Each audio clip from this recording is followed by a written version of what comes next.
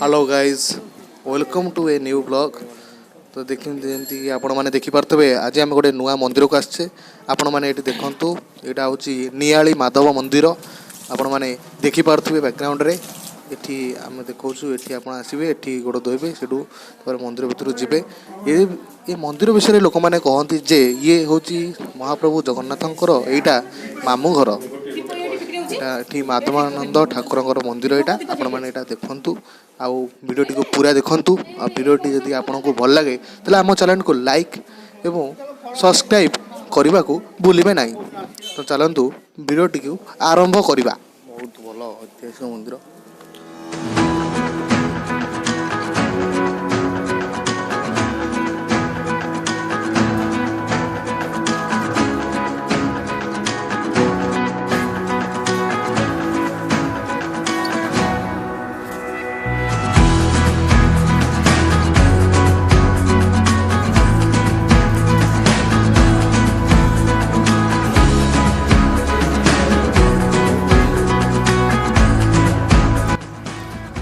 जमीती कि आपण मैंने देखिपे जे ये मंदिर कलाकृति किपरि होइछि।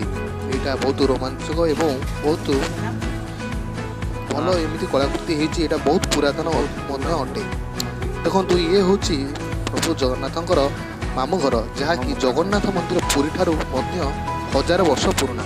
लोकंर कहवा अनुसार यहाँ जगन्नाथ मामू घर जी जगन्नाथ मंदिर ठारू मध्य यहाँ बहुत पुराना।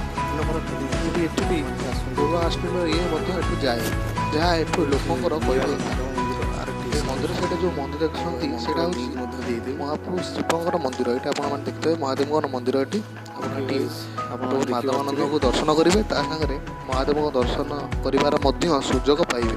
आज्ञा हाँ देखो आप पछपटे देखिपे देखते को एंजॉय करतु।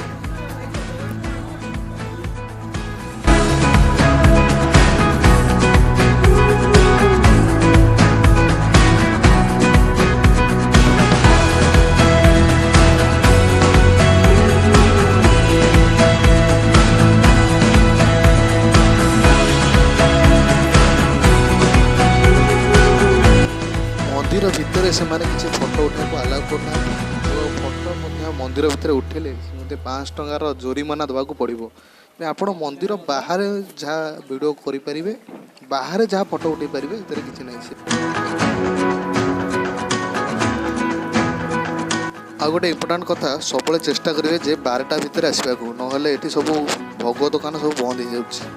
सो ट्राए करूँ 12टा भितर आसवा।